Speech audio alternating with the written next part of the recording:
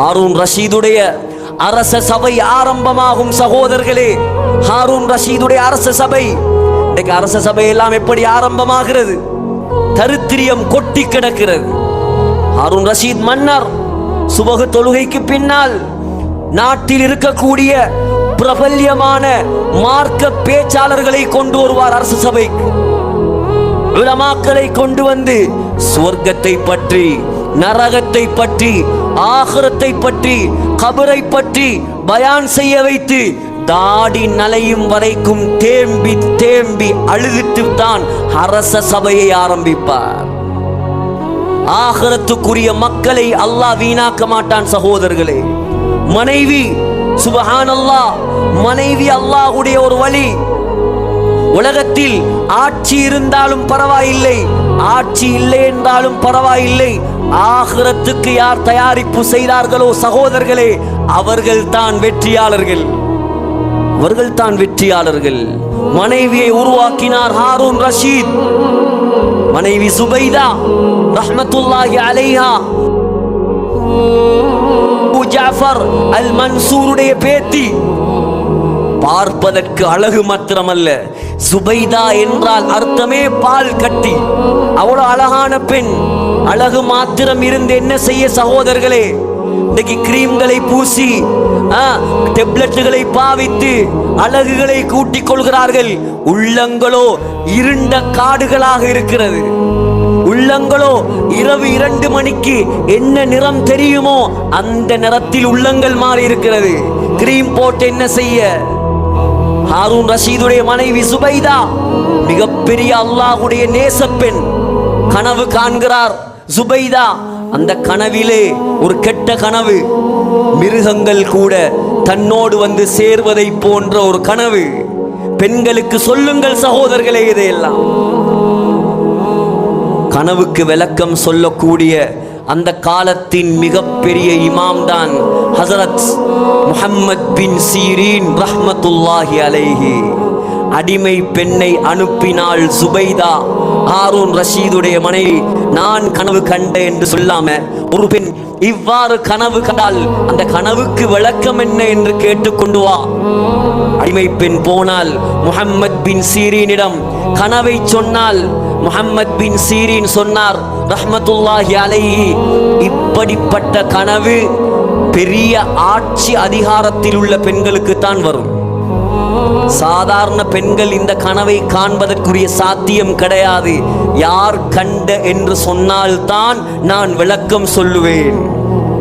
சுபைதாவிடம் வந்தார், விஷயத்தை சொன்னார். சரி பரவாயில்லை, எனக்கு கனவுக்கு விளக்கம் வேண்டும், விளக்கம் கேட்டு கொண்டு வா.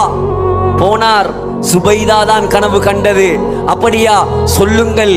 சுபைதாவின் மூலமாக மனிதர்கள் மாத்திரமல்ல, மிருகங்களும் பிரயோசனம் அடையும். இதுதான் கனவின் விளக்கம். ஹிஜ்ரி 186ஆம் ஆண்டு ஹஜ்ஜிக்கு வந்தார் சுபைதா. ஹிஜ்ரி 186ஆம் ஆண்டு ஹஜ்ஜிக்கு வந்தார் சுபைதா.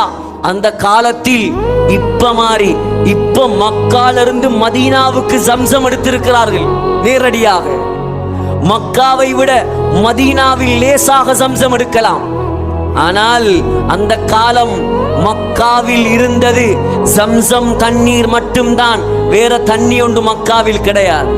ஹஜ்ஜாஜிகள் தண்ணீர் குடிப்பதற்காக கஷ்டப்பட்ட காலம். பிறை 8 யௌமு தர்வியா, முஸ்தலிஃபாவுக்கு வந்த, மினாவுக்கு வந்த சுபைதா தண்ணீர் பிரச்சனையை பார்த்து அந்த காலத்தில் இருந்த இன்ஜினியர்மார்களை எல்லாம் அழைத்து சொன்னார், மக்காவுக்கு தண்ணீர் லைன் கொண்டு வர வேண்டும், வாட்டர் சப்ளை கொண்டு வர வேண்டும். சொன்னார், மக்காவுக்கு தண்ணீர் லைன் கொண்டு வர வேண்டும், வாட்டர் சப்ளை கொண்டு வர வேண்டும். சொன்னார்கள் இன்ஜினியர்மார்கள், லேசான வேலையா இது? மக்காவை சுத்தி எங்கேயும் தண்ணி கிடையாது. மக்காவிலிருந்து 90 கிலோமீட்டர் தூரத்தில் தாயிஃப் இருக்கிறது. அந்த தாயிஃபிலே வாதி நுஅமான் என்று சொல்லக்கூடிய ஒரு பள்ளத்தாக்கு இருக்கிறது. அங்கேதான் தண்ணி இருக்கிறது. அங்க இருந்துதான் மக்காவுக்கு தண்ணீர் கொண்டு வர வேண்டும். சுபைதா சொன்னார், பரவாயில்லை, கொண்டு வாருங்கள் தண்ணீரை. லேசான செலவல்ல சுபைதா, பல கோடிகள் செலவழியும். சொன்னார் சுபைதா, ஒரு தரம் மம்பட்டியால் கொத்துவதற்கு 1 பவுன் தங்கம் செலவழிந்தாலும் பரவாயில்லை, தண்ணீர் சப்ளை கொண்டு வாருங்கள். சகோதரர்களே, மிகப்பெரிய ப்ராஜெக்ட், கன்ஸ்ட்ரக்ஷன் ப்ராஜெக்ட் அந்த காலத்தில் உள்ள இன்ஜினியர்மார்களிடம் ஒப்படைக்கப்பட்டது. 10 வருடங்களுக்கு மேலாக இந்த வேலை நடந்து 90 கிலோமீட்டருக்கு அங்கால் இருக்கக்கூடிய தாயிஃப்ல இருந்து முஸ்தலிஃபா வரைக்கும் இன்றைக்கும் நீங்கள் போனால் பார்க்கலாம், மஞ்சள் நிறத்தில் அணை கட்டுகள். அந்த அணை கட்டுக்கு பேரே ஐனு சுபைதா, சுபைதாவுடைய நீரூற்று கண்கள். அவ்வளோ தூரத்திலிருந்து தண்ணி எடுத்தா 1000 வருடங்களாக அந்த தண்ணீரின் மூலமாக ஹஜ்ஜாஜிகள் மாத்திரமல்ல, மிருகங்கள் கூட பிரயோசனம் பெற்றது. ஆகிரத்துக்கான தயாரிப்பு, சதகா ஜாரியா. சுபைதா மரணித்தார். அப்துல்லா பின் முபாரக் ரஹ்மத்துல்லாஹி அலைஹி கனவில் கண்டார். சுபைதாவை கேட்டார், சுபைதா கைஃப ஃபஅல அல்லாஹு பிகி, அல்லாஹ் உங்களோடு எவ்வாறு நடந்து கொண்டான்?